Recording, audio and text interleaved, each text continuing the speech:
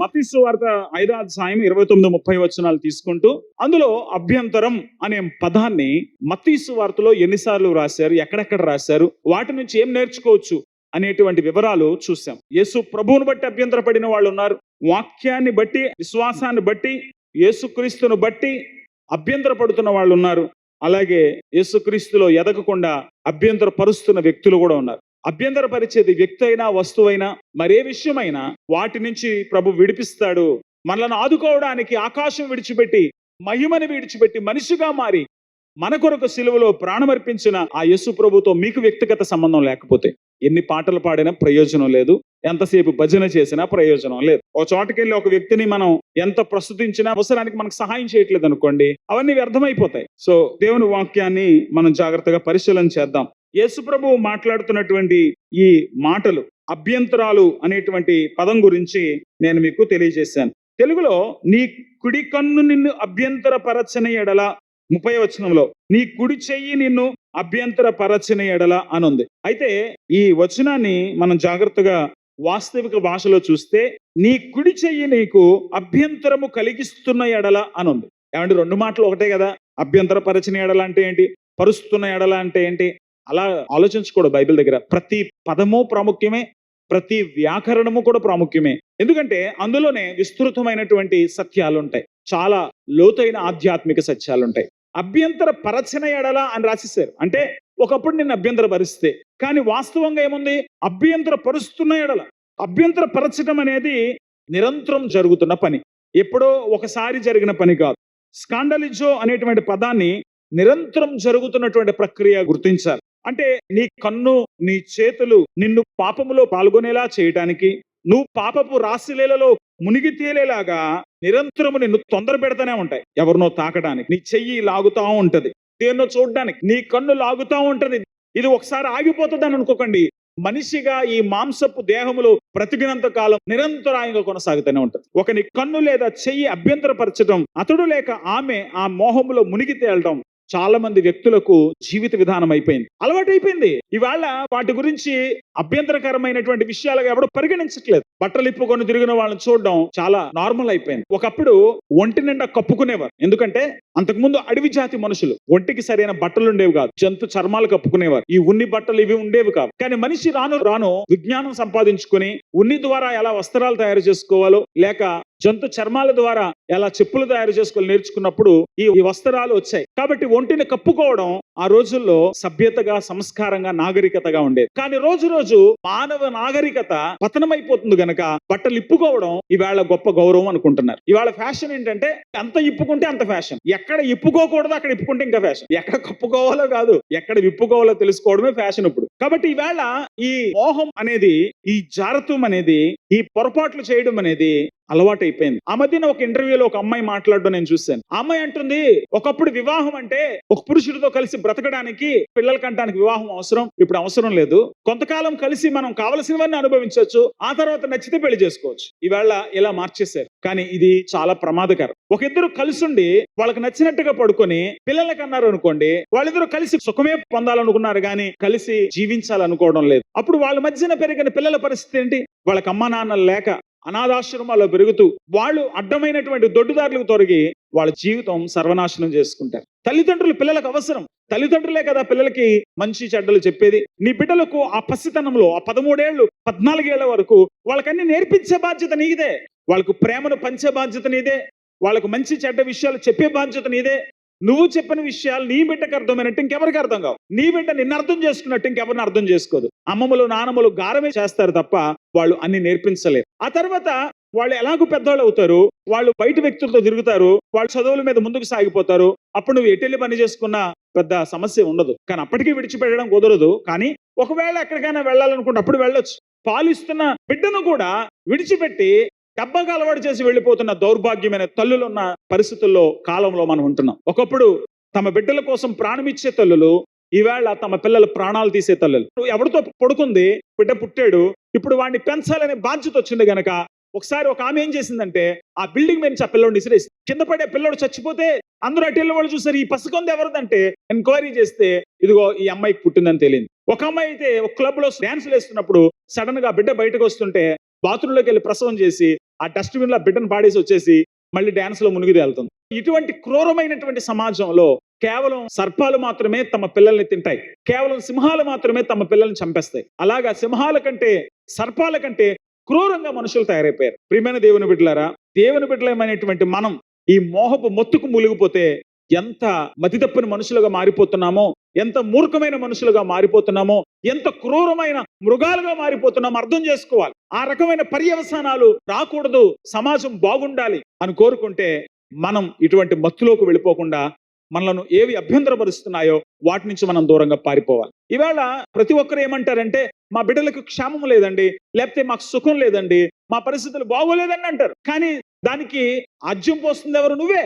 నీకు సభ్య సమాజంతో సభ్యత కలిగి బ్రతకడం ఇష్టం ఉండదు, కానీ నీకు మాత్రం అందరూ సభ్యతగా ఉండాలని కోరుకుంటున్నావు. నీకెవడో హాని చేయకూడదు, నువ్వు హాని చేస్తే ఇతరులు భరించాలి. నిన్నెవడు దోచుకోకూడదు, నువ్వు దోచుకున్నా నోరు మూసుకుని ఊరుకోవాలి. ఇటువంటి దౌర్భాగ్యమైన ఆలోచన విధానం తప్పు. నువ్వెవరినో నాశనం చేసావు, వాడిని నాశనం చేయకుండా ఎట్లుంటాడు? నువ్వెవరినో బాధ పెట్టావు, వాళ్ళని బాధ పెట్టకుండా ఎట్లుంటారు? నువ్వు నీ ఇష్టమైనటువంటి విచ్చలు విడతానని పోయి నీ పిల్లలు విడిచిపెట్టావు, రేపు వాళ్ళు నీ పీక నొక్కరని నమ్మకం ఏంటి? నీ సుఖాల వెనకాల నువ్వు పడిపోతూ నీ పిల్లలు నిర్లక్ష్య పెడితే రేపు వాళ్ళు పెద్దవాళ్ళైనప్పుడు వాళ్ళ సుఖాల వెనకాల వాళ్ళు వెళుతూ నువ్వు అడ్డొచ్చావని నిన్ను చంపేస్తారు. బిల్డింగ్ మంచ తోసేస్తారు, లేదా భోజనం పెట్టక చంపేస్తారు, లేదా అనాథాశ్రమాల్లో పెట్టి చంపేస్తారు.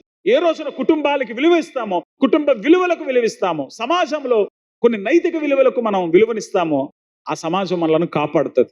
అందరికీ నువ్వు ప్రేమ పంచినప్పుడు వారు నీకు ప్రేమ పంచుతారు, అందరికీ సాయం చేసినప్పుడు వాళ్ళకి సాయం చేస్తారు. కాబట్టి కన్ను చెయ్యి నేను అభ్యంతరపరుస్తున్నాయని మోహపు మత్తులో దిగి జారిపోతే నువ్వు మృగం కంటే దారుణమైన వ్యక్తి అయిపోతావని అర్థం చేసుకో. కాబట్టి ఇక్కడ రాయబడుతున్నటువంటి ఈ మాట, నీ కన్ను అభ్యంతరపరిచిన ఎడల, నీ చెయ్యి అభ్యంతరపరిచిన ఎడల అనే పదాలు ఎవడో క్షణికావేశంలో పొరపాటున ఆ తప్పులో పడిపోయాడు, లేక పరిస్థితుల్లో అదుపు తప్పాడు అని అనుకోకూడదు. ఇది పొరపాటున జరిగింది కాదు, పొరపాటున ఉచ్చులో పడలే, పొరపాటున బోన్లో చిక్కుపడలేదు, పొరపాటున ఆ వలలో చిక్కుపడలేదు. వాడు తన చెయ్యి తను లాగుతా ఉంటే, తన ఆలోచనలు తను తొందర పెడతా ఉంటే, తన కన్ను తను తొందర పెడతా ఉంటే వాడు ఆ దారిలో వెళ్ళి ఆ కన్ను ఆ చెయ్యి లాక్కెళ్ళి వాణ్ణి ఆ సమస్యల వలయంలో పడేశాయి. ఇప్పుడు అందులో నుంచి ఎలా బయటకు రావాలో తెలియక కొట్టుమిట్టాడుతున్నాడు. కొంతమంది ఏమంటారంటే, అబే ఆనంద్ గారు ఇవన్నీ చెప్తున్నారు కానీ నేను యేసుప్రభుని నమ్ముకున్నాను, యేసుప్రభు ఆత్మతో నింపబడ్డాను, పరిశుద్ధాత్మతో నింపబడ్డాను, కనుక నాకేం భయం లేదు, నేను ఇవన్నిటికీ లొంగే పరిస్థితి లేదు, నేను బైబిల్ చదువుతున్నాను, ప్రార్థన చేసుకున్నాను, పరిశుద్ధాత్మతో నింపబడ్డాను, కనుక నాకు ఇటువంటి ప్రమాదాల భయం ఏమీ లేదు, నా చెయ్యి నా కాలు నన్నేమి అభ్యంతరపరచవు, వాటిని నియంత్రించుకోవడం నేర్చుకున్నాను అని అంటారు. కానీ అటువంటి వాళ్ళు కూడా వాళ్ళ జీవితాల్లో దారి తొలగిపోవడం మనం తరచూ చూస్తూనే ఉంటున్నాం. వీడు చాలా భక్తుడండి కానీ కామ పిశాచి అండి అని తర్వాత విషయాలు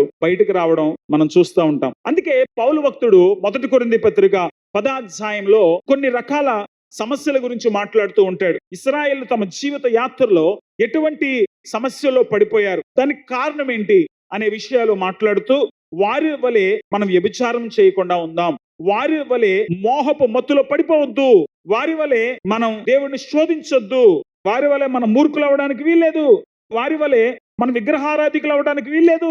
1 కొరింథీ 10వ అధ్యాయం 5వ వచనం, అయితే వారిలో ఎక్కువ మంది దేవునికి ఇష్టలుగా ఉండకపోయారు గనుక అరణ్యములో సంహరించబడిరి. వాళ్ళు అరణ్యములో సంహరించబడడానికి కారణం వాళ్ళు దేవునికి ఇష్టంగా ఉండలేకపోయారు. ఎందుకు దేవునికి ఇష్టంగా ఉండలేకపోయారు? వారిని మోయాబు స్త్రీలు ఆకర్షిస్తా ఉంటే అటు వెళ్ళారు, వాళ్ళని మాంసం ఆకర్షిస్తా ఉంటే అది కావాలని ఏడ్చారు. వాళ్ళు రకరకాల కోరికల చేత, రకరకాల విగ్రహాల చేత దేవునికి ఇబ్బంది కలిగించారు, దేవుని స్నేహాన్ని కోల్పోయారు, దేవునికి కోపం రగిలించారు, దేవుని చేత చంపబడ్డారు. అటువంటి పరిస్థితుల్లో పడే ప్రమాదం ఉన్నది అని అంటూ 12వ వచనంలో, తాను నిలుచున్నానని తలంచుకొని వాడు పడకుండానట్లు జాగ్రత్తగా చూసుకో. ఇప్పుడు నీ కన్ను నిన్ను అభ్యంతరపరిచిన ఎడల, నీ చెయ్యి నిన్ను అభ్యంతరపరిచిన ఎడల అన్న ఈ మాటలన్నీ బయట వాళ్ళకి, నాకు కాదు. ఈ ఆలోచన మానేసుకోండి. చచ్చే వరకు నీ కన్ను నిన్ను అభ్యంతరపరుస్తూనే ఉంటది, చచ్చే వరకు నీ చెయ్యి నిన్ను అభ్యంతరపరుస్తూనే ఉంటది. వాటిని నువ్వు క్రమశిక్షణలో పెట్టుకోవాలి, వాటిని నువ్వు నియంత్రించుకోవాలి. అందుకే ఈ 1 కొరింథీ 10వ అధ్యాయంలో పౌలు భక్తుడు ఇశ్రాయేలు జీవితాల్లో జరిగినటువంటి పొరపాట్లు వివరిస్తూ వచ్చాడు. కానీ 9వ అధ్యాయం చివరి వచనాల్లో ఏమంటాడో తెలుసా? అయితే నేను నాశనమైపోకూడదని, దేవుని కృపలో నుండి తొలగిపోకూడదని నేను ప్రతిదినము నా శరీరాన్ని నలగొట్టుకొని దాన్ని లోబరుచుకుంటున్నాను అంటున్నాడు. 1 కొరింథీ పత్రిక 9వ అధ్యాయము 27వ వచనం. గాలిని కొట్టినట్టు నేను పోట్లాడుట లేదు, కానీ ఒకవేళ ఇతరులకు ప్రకటించిన తరువాత నేనే భ్రష్టుడనైపోదునేమో అని నా శరీరమును నలగగొట్టి దానిని లోపరుచుకున్నాను. నా శరీరాన్ని నలగొడుతున్నాను, దాన్ని లోపరుచుకుంటున్నాను. ఆహా అన్నా, ఇదేనా మీరు చెప్పేది? నా చెయ్యి అభ్యంతరపరుస్తుంది, అందుకే నా యేసయ్య నరుక్కోమన్నాడు. నేను కొట్టుకోను, నరికి పారేస్తా. నా కన్ను అభ్యంతరపరుస్తుంది, దాన్ని నరికి పారేస్తా. ఈ మాటలకు అర్థం పెరుక్కోవడం, నరుక్కోవడం కాదు, ఆత్మచేత శరీర క్రియలను చంపడం అని గత వారం తెలియజేశాను. ఆత్మచేత శరీర క్రియలను చంపుతూ ఆత్మ ద్వారా ఈ రకమైనటువంటి అభ్యంతరకరమైన ఆలోచనలపై విజయం సాధిస్తూ మనం ముందుకు సాగవలసిన వారం. కాబట్టి పౌలు భక్తుడు తన అనుభవంలో ఎలా దేవుని సహాయం చేత విజయ తీరాలకు చేరాడో అతడు సాక్ష్యం ఇస్తాడు. అందుకే 1 తిమోతి పత్రికలో 4వ అధ్యాయం 7వ వచనంలో ఏమంటాడంటే, నేను విశ్వాస సంబంధమైన మంచి పోరాటము పోరాడాను, నా పరుగు కడముట్టించాను, ఇప్పుడు నా కొరకు నీతి కిరీటము ఉంచబడింది అంటున్నాడు. ఇది ఏ పోరాటం అని చెప్తున్నాడు పౌలు గారు? శరీర సంబంధమైన పోరాటం అని అంటం లేదు. తిమోతికి పౌలు రాసిన 2వ పత్రిక 4వ అధ్యాయము 7వ వచనం. మంచి పోరాటము పోరాడి తిని. ఇది ఏం పోరాటం? ఇది విశ్వాస సంబంధమైనటువంటి పోరాటం. మంచి పోరాటం పోరాడి తిని, నా పరుగు కడముట్టించి తిని, విశ్వాసమును కాపాడుకుంటుని. ఇది విశ్వాసాన్ని షాటర్ చేసేది, లేక విశ్వాసాన్ని దారి తప్పించేటువంటి పోరాటం. విశ్వాసములో నుంచి నువ్వు దారి తొలగేటట్టు చేసేటువంటి పోరాటం. నీ దేవుడు నీకేమీ చేయడు, నీ దేవుడు నిన్ను వదిలిపెట్టేస్తాడని చెప్పే పోరాటం. ఇదే పోరాటం మత్తయి సువార్త 4వ అధ్యాయంలో యేసుక్రీస్తు కూడా కలిగింది. అపవాది మొట్టమొదటిగా ఆకలిని నెపంగా చూపించి శోధించే ప్రయత్నం చేశాడు. ఇదిగో ఈ రాళ్ళు రొట్టెలుగా చేసుకుని తినే, ఈ కోరికలు పీడించేస్తున్నాయి, ఈ మనసులో ఆలోచనలు పీడించేస్తున్నాయి. పసిపిల్లలైనా సరే పాడు చేసాయి. ఒంటి నిండా రోగాలున్నా పర్వాలేదు, ఎయిడ్స్ వ్యాధి ఉన్నా పర్వాలేదు, రోగంతో అన్న చచ్చిపో తప్ప ఈ కోరికలు తీర్చుకోకుండా చచ్చిపోతే నీ జీవితం వల్ల ఉపయోగం లేదని కొంతమందిని ఆ కోరికలు తొందర పెడితే వాడు ఆ రోగాల చట్రంలో దిగిపోతున్నాడు. ఆ తర్వాత లబోదీపమని ఏడుస్తారు, అయ్యో నాకు ఒంట్లో రోగం వచ్చింది, అయ్యో నా ఆరోగ్యం పాడైపోయింది. తినకూడని దాన్ని ఎవడు తినమన్నాడు? వెళ్ళకూడని చోటకి ఎవడు వెళ్ళమన్నాడు? చేయకూడని పని ఎవడు చేయమన్నాడు? ఆ టైంలో అలాగ అనిపించింది అంటారు. లేదు, అది అబద్ధం. ఆ టైంలో అనిపించడం కాదు, ఆ టైంలో అది అనిపించక మునుపు మనసులో అది బలం సంపాదించింది. ఎందుకంటే వీడు ఆ మోహానికి అవకాశం ఇచ్చాడు గనక, ఆ కన్ను దారి తప్పడానికి, ఆ చెయ్యి దారి తప్పడానికి వీడికి అలవాటు అయిపోయింది గనక వీడు ఏదో సందర్భంలో చాలా భయంకరమైన పరిస్థితిలో పడిపోయాడు.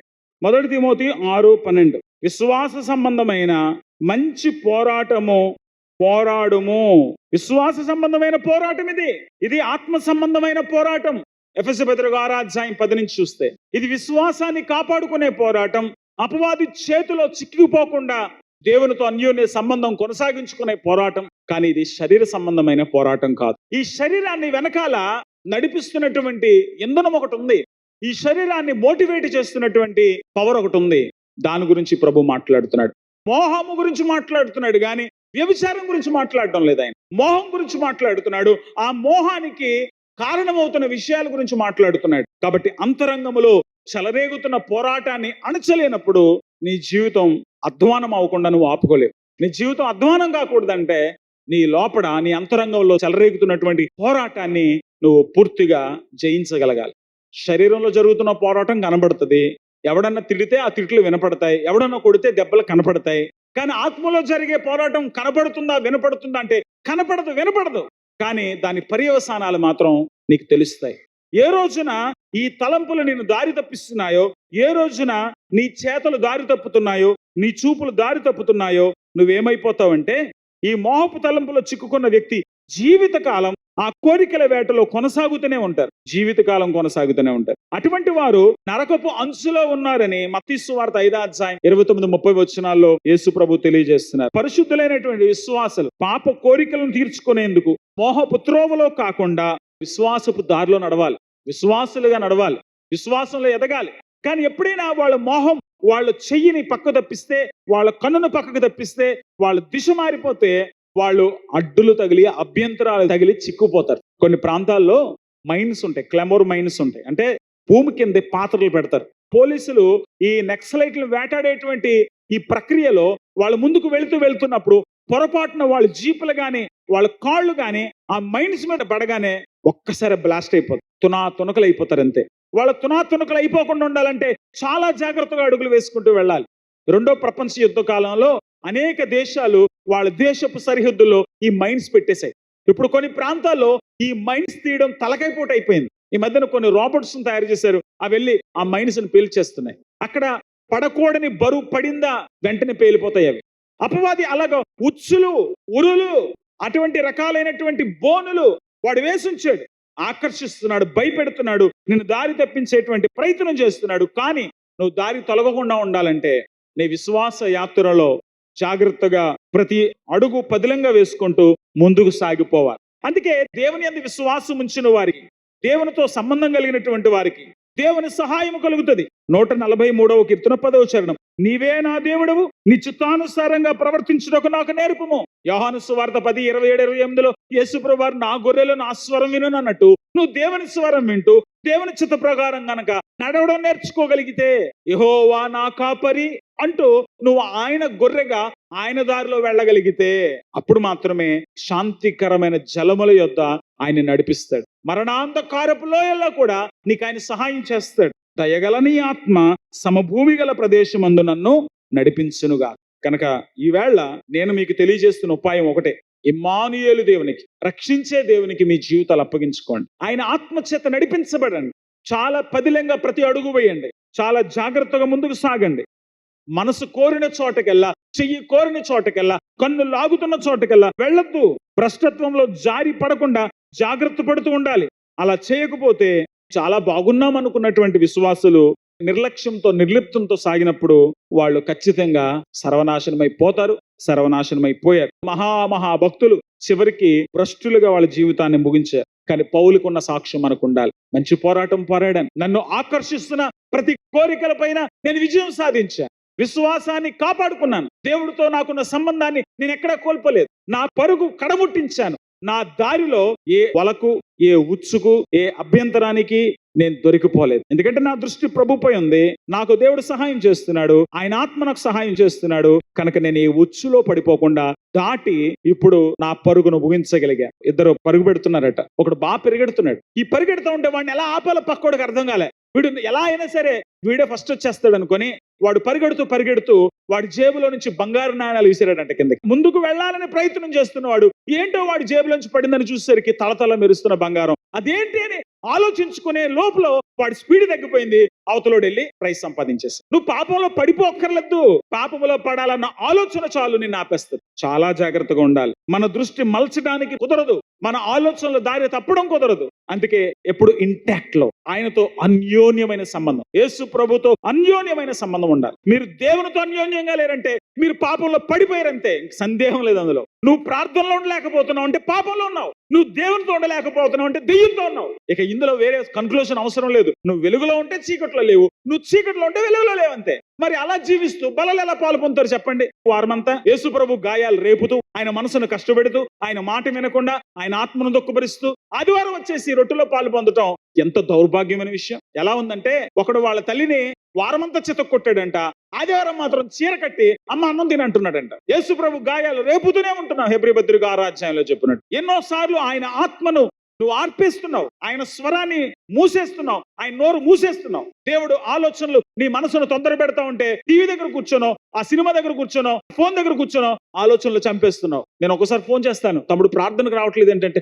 అయ్యో మర్చిపోయాను ప్రార్థన ఉంది కదా ఈవేళ. పుట్టిన పసిబిడ్డను పాలు తాగమని అడగక్కర్లే, పాలు లేకపోతే ఆ బిడ్డ బతకలేదు. నువ్వు ప్రభు బిడ్డవైతే ప్రభు నుంచి దూరంగా ఒక్క క్షణం కూడా బతకలేదు. అనుక్షణం ఆయనతో అన్యోన్య సహవాసంలో ఉండడానికి ప్రయత్నం చేస్తూనే ఉంటావు. అందుకే యేసు ప్రభు వారు ఈ విషయాలు తెలియజేస్తున్నారు. ఏవి నిన్ను అభ్యంతరపరుస్తున్నాయో ఆలోచించుకొని, అటువంటి ఆలోచనలో నీకు ఏవి లాగుతున్నాయో ఆలోచన చేసుకొని, వాటి నుంచి విడిపించగల యేసు ప్రభుకు నీ జీవితం అప్పగించుకుంటే, నీ బలము, నీ శక్తి, నీ సామర్థ్యము దేవుడైతే ఆయన నీకు అద్భుతమైన విజయాన్ని ఇస్తాడు. మోకరించుదాం, ప్రార్థన చేసుకుందాం. తెలిసి యేసు ప్రభు గాయాలు రేపకండి. ఇప్పుడు దాకా బతికిన చెడ్డ బతికే చాలు, ఇంకా ఆయన కష్టపెట్టి నువ్వేం సంపాదిస్తావు? ఇశ్రాయేలు వలె నువ్వు వ్యభిచారి అవ్వద్దు, ఇశ్రాయేలు వలె నువ్వు నాశనం అవ్వద్దు, ఇశ్రాయేలు వలె దారి తప్పొద్దని పరిశుద్ధాత్మ దేవుడిని హెచ్చరిస్తున్నాడా? మనలో చాలా మంది పరిశుద్ధాత్మ దేవునికి లోబడటం మాని శరీరానికి లోబడుతున్నాం. అందుకే పౌలు అంటున్నాడు, నేను దేవుని ఆత్మానుసారంగా పరిగెత్తడానికి ఇష్టపడ్డాను. నా గురి నా ప్రభుపై ఉన్నది గనక దానికి నా శరీరం అభ్యంతరపరుస్తా ఉంటే దాని మాట వినకుండా దాన్ని లొంగ తీసుకోవడానికి దాన్ని నలగొడుతున్నాను అంటున్నాడు. అంటే లిటరల్ గా దాన్ని బాధించటం కాదు, ప్రభు బోధకు అనుకూలంగా తన శరీరాన్ని మలుచుకుంటున్నాడు. నీతి సాధనములుగా మీ అవయవాలు దేవునికి అర్పించండి. దేవునికి అప్పగించుకోవడం బాధాకరమే. నీ శరీరం చెప్పిన మాట వినకుండా నీ ప్రభు చెప్పినట్టు వినడం కష్టమే.